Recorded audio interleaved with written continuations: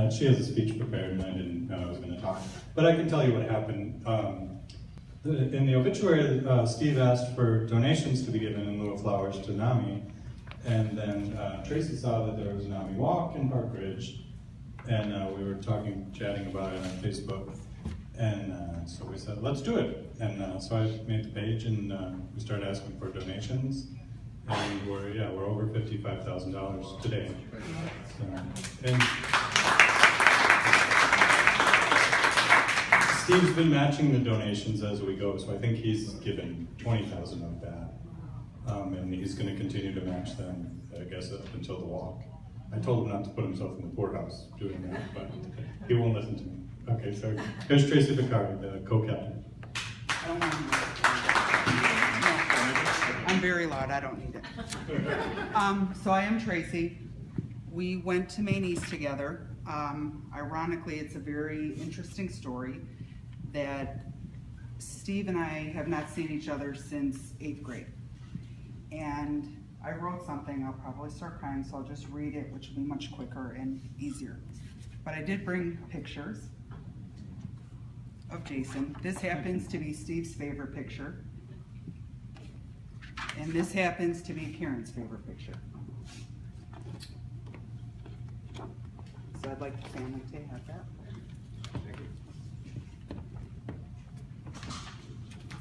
So it'd probably be easier if I just read it. On May 19th, it was a beautiful sunny day, and I was picking my daughter up from the University of Delaware when I read a Facebook post from a middle school friend, Steve Arkin, stating that he just lost his son to suicide from clinical depression. Having lived vicariously through the Arkin family on Facebook and reading the numerous stories about Jason and his struggles, I contacted Steve and Lee and asked if I could walk with NAMI in Jason's honor, and so it began. With Lee by my side, Maine East alum and friends has currently raised $55,461, and as I was on the phone with Sue earlier, I was just informed that Toyota Corporation has matched my donation of $2,500.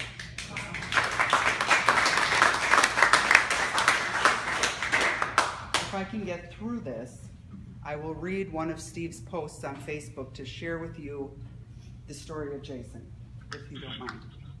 Well, Steve is on the phone listening. So he's such a control freak like that. Hi, Steve. And if you want me to read it, I can read it. But go ahead. I'll try, and then you can finish. I made it real big because we're not getting any younger.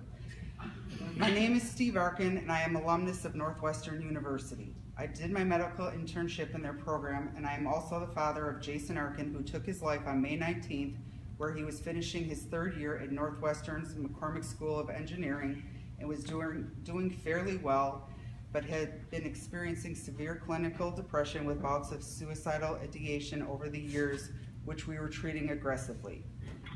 However, he did eventually succumb to the disease. Despite taking 90 Wellbutrin, which has the least overdose potential of antidepressants in his class, he was found by other students having a seizure in the lounge on the 5th floor. He was not only alive, but talking and able to give his name and hometown to first responders at the scene. He was moving and able to give a thumbs up when asked if he was doing better.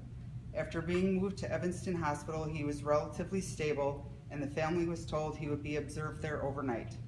However, he had cardiac arrest 9 hours after the first seizure and never recovered. He was declared dead at 3:25 p.m. as there was no further chance for any functional recovery. Jason was a beautiful, now you can do it. I'll use the microphone. I'll talk to him. Jason was a beautiful, brilliant, sensitive soul, always helping others. He was a good kid. He also suffered clinical depression, which can be fatal. We have talked to Northwestern CAPS Psychological Services and school administration, specifically Office of Student Affairs. We have given them some ideas which hopefully can be implemented in some form to help other students who may find themselves in a similar situation as Jason.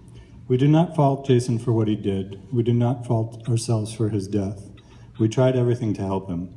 We do not fault the doctors who tried to save him. We blame the disease which tortured him for about 9 years. For Jason, and more importantly for those that still suffer from depression and other mental illnesses, my family is dedicated to raise awareness and increase the understanding of this at times hidden disease, encourage communication, and eliminate the stigma of those that suffer. We are requesting that NAMI be allowed to have a physical presence on campus at Northwestern to raise awareness, discuss resources that are available on campus and in the community. Students need a safe haven and a place to go. We're also setting up a foundation in Jason's name locally in Kansas City in conjunction with the Greater Kansas City Mental Health Coalition. Our mission will be to raise awareness and reduce the stigma of mental illness in the later years of high school to help both students and their parents have the resources and tools to successfully make the next step to college or other life choices after high school. In fact, we have already committed to sponsor our first speaker, author, and suicide survivor, Kevin Hines, to speak to Jason's entire school district, students, and parents, August 25th to 27th. Karen and I will also be writing a book chronicling Jason's lives and struggles and an inspirational message of hope and understanding. A huge thank you to my counterpart. That's funny. A huge thank you to my counterpart, Lee, who has put up with my inability to maneuver a computer. I do not think our team would be this successful without him. Another thank you to Sue, who has put up with my numerous emails and phone calls. I owe you one. A huge thank you to NAMI for what we're going to be doing together. I'd like everybody to lower their head, take a moment to honor Jason and those that we have lost and those that continue to suffer from this disease.